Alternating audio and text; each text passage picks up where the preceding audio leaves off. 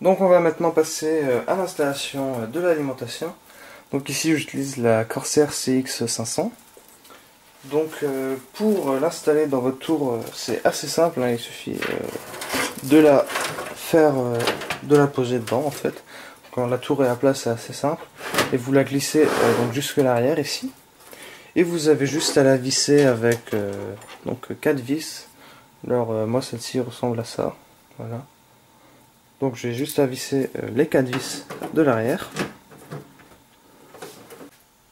Donc après avoir vissé l'alimentation au boîtier, vous avez pas mal de câbles.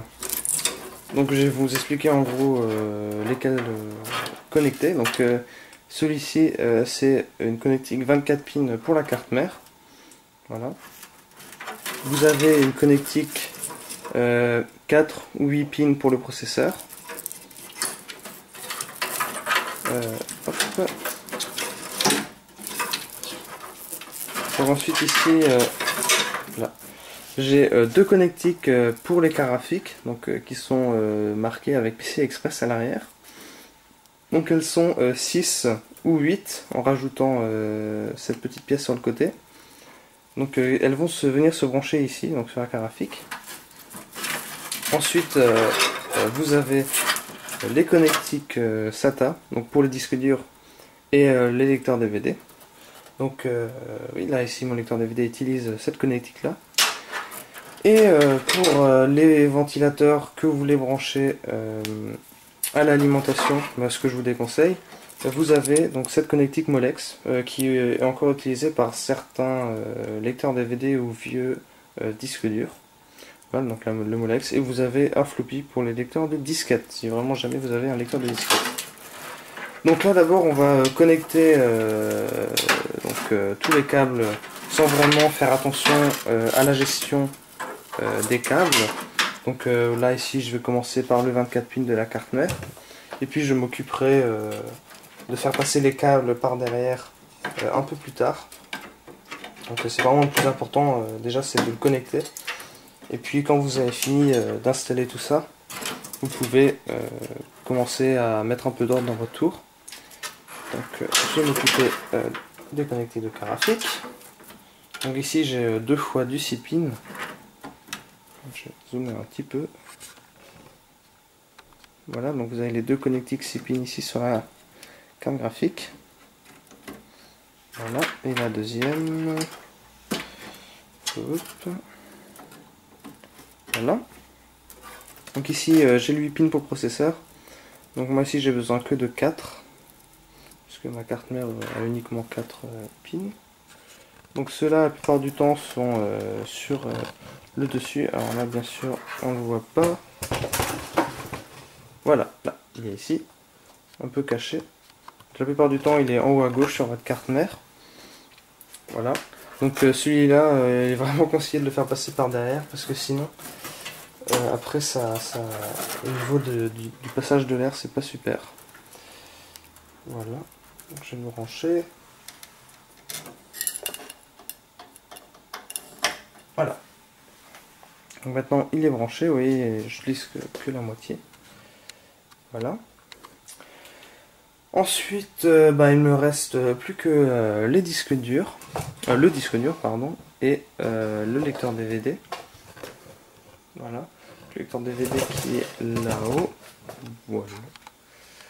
Donc je vais juste rapidement le brancher. Donc étant donné que j'ai deux câbles avec des connectiques SATA, j'en ai deux, donc je vais utiliser un des câbles pour le lecteur DVD et un autre pour le disque dur. En fait, je vous conseille aussi de prendre ceux qui ont un angle droit, comme ça, c'est plus pratique. Donc là, voilà, bien sûr, elle n'est pas assez longue, c'est pas grave. Je vais prendre l'autre.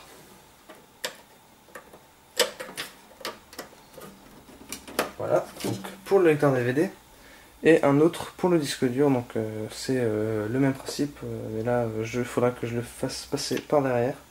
Donc je peux pas vous le montrer.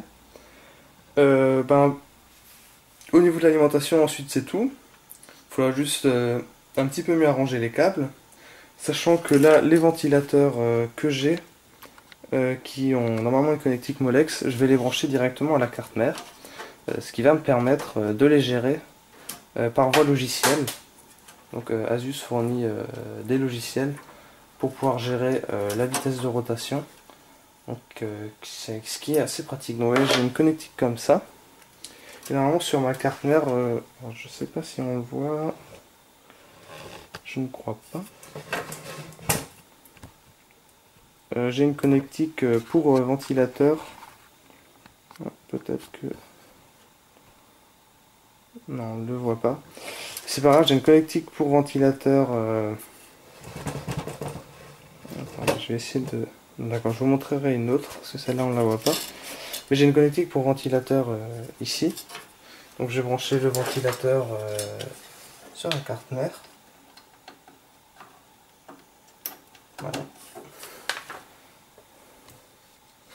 Donc vous voyez ici, je l'ai connecté directement à la carte mère. Parce que lorsque vous le branchez à l'alimentation, le ventilateur tourne à pleine puissance ensuite, donc ça peut devenir assez bruyant. Alors que là, il peut être géré en fonction de la température de votre boîtier et du reste des composants. Donc j'ai aussi le ventilateur avant que je vais faire en même temps. Voilà. Et ensuite, il faudra encore connecter le disque dur et le lecteur DVD en SATA à la carte mère. Donc là ici j'ai une connectique de ventilateur.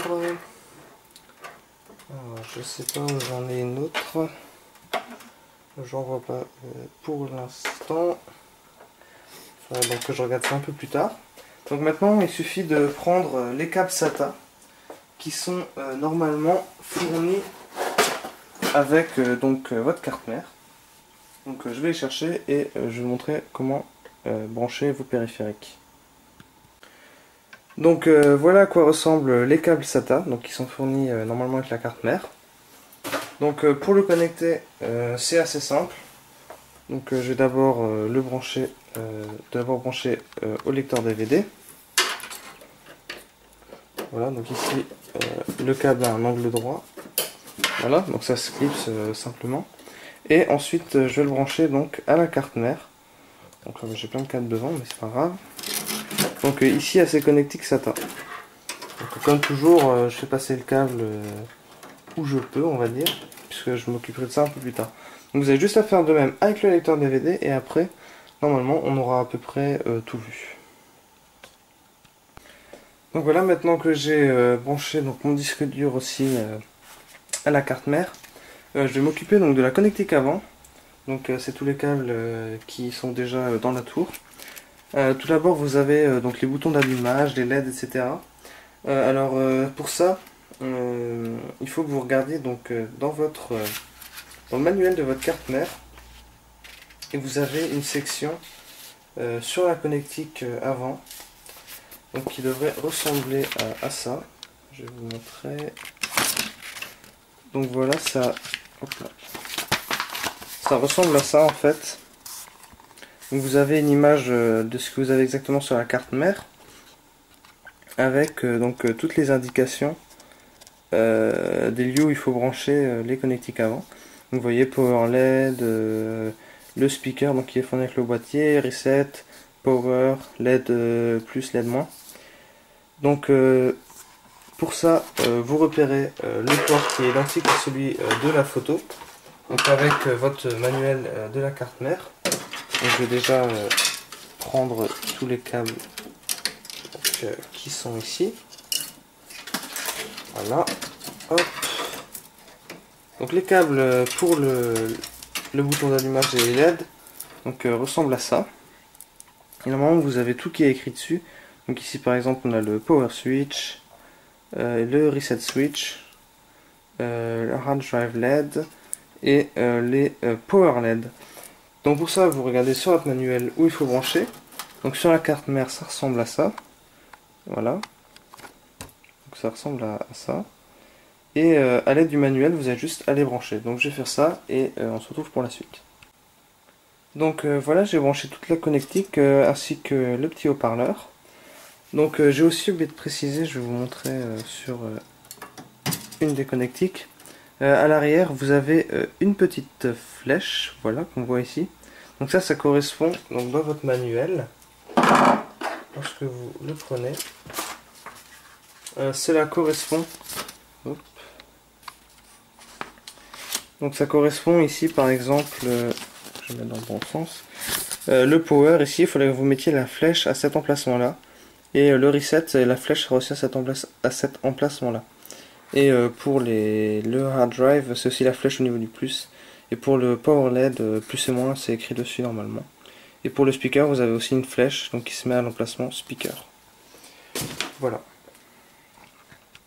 Donc ensuite vous avez encore l'audio avant, donc qui ressemble à ça, et qui se branche sur cette prise là, voilà.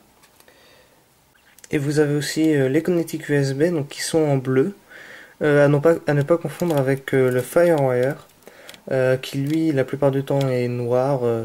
Il faut aussi regarder le manuel de votre carte mère, parce que si vous connectez une connectique USB sur une connectique FireWire ou l'inverse, vous risquez sérieusement d'endommager la carte mère. Donc là ici la connectique avant j'ai pas de FireWire, donc au moins j'ai pas de problème, et j'ai pas de connectique FireWire sur la carte mère. Donc voilà, je pense que c'était tout au niveau de la connectique et du matériel dans l'ordinateur. Donc dans la dernière partie je vais vous montrer donc comment installer Windows 7, et ensuite ce sera terminé, et étant donné que Windows 7 est la dernière étape. Et je ferai peut-être aussi un dernier petit épisode en plus de l'installation, où je vous montrerai donc comment installer les pilotes nécessaires à l'ordinateur. Voilà, à bientôt.